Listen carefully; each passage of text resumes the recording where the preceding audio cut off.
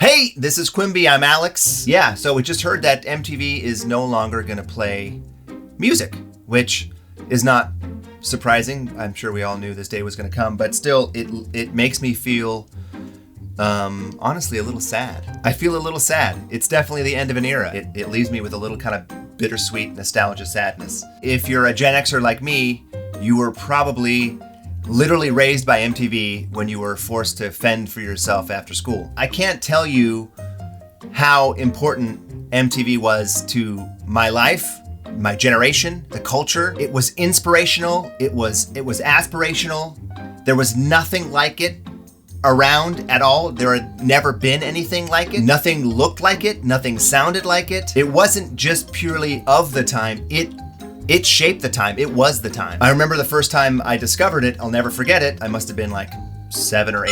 It was at my friend's house. My friend was the only house on the block that had cable because it was so new at the time. And we were watching one video after another, after another, after another. It was like the TikTok of the 80s where you would scroll, although you couldn't scroll, you would just sit and watch it, right? But everything about it was so cool, was so new, was so different. It was so exciting to know that that existed. And at the time, music videos weren't a thing. This was the first time where you had a channel dedicated to just showing these videos.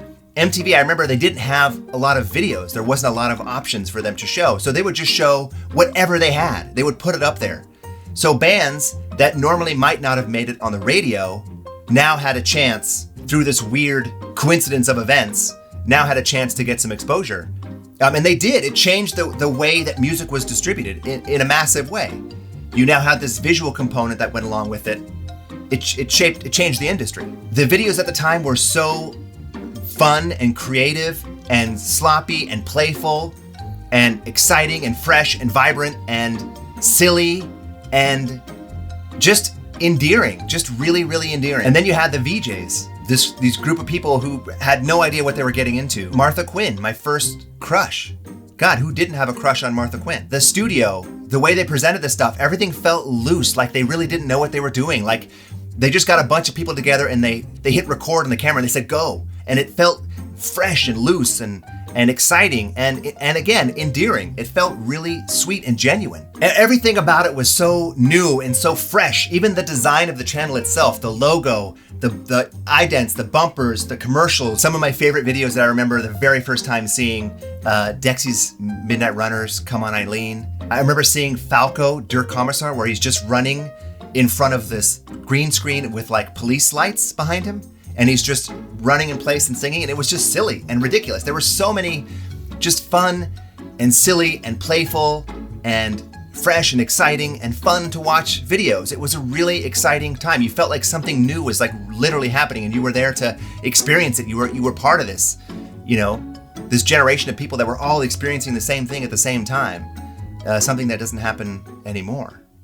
And then as the 80s progressed, MTV grew up and I grew up along with it. And the channel became more sophisticated. They started having these like sectioned programs. We had just rap music. You had Yo MTV Raps. You had Handbangers Ball. You had 120 minutes. So instead of just playing any random video they had at the time, they started kind of categorizing. And then you had these countdowns.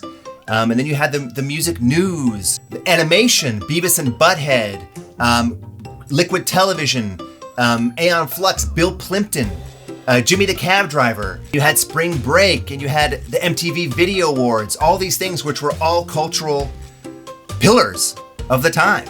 And then they were the first, for better or worse, to start doing original programming with The Real World. There had never been a show like that, which now every flippin' show is like that. So they were just so ahead of the curve for so long. For 10 years, they had a good run. And then for me personally, that MTV Joyride lasted about 10 years or so until maybe the early 90s. When it was still fun and exciting and you had directors and all these creative people, filmmakers who were experimenting in music videos and making these crazy, elaborate, really well-produced videos, but also fun and experimental and exciting. And then I feel somewhere in the mid-90s, to me personally, it felt like it became self-aware. And it knew what it was, and it became a little formulaic, and then I kind of honestly stopped watching at that point. And now, hearing that they're no longer going to play music, officially, which I think they stopped. Honestly, I didn't even know they were still playing music, to be honest. But just hearing it officially announced that way makes me a little sad. It's kind of like that old toy that you really, really loved when you were a kid and you played with it every day, and then all of a sudden you stopped playing with it, and for years it just kind of sat there and you forgot about it. But then your mom says to you, hey, you know, we're cleaning your room, we gotta get rid of all this shit, we're gonna get rid of this toy. Remember how you used to love it? And you're like, oh my God, you hold it and you feel all those things again, and you remember those amazing times, and then you toss the fucking thing.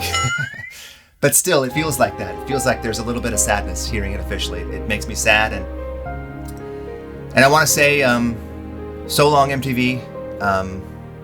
I will miss my MTV. I want my MTV! I want my MTV. I want my MTV! Call your cable company and say I want my MTV! Yeah, too much is never enough.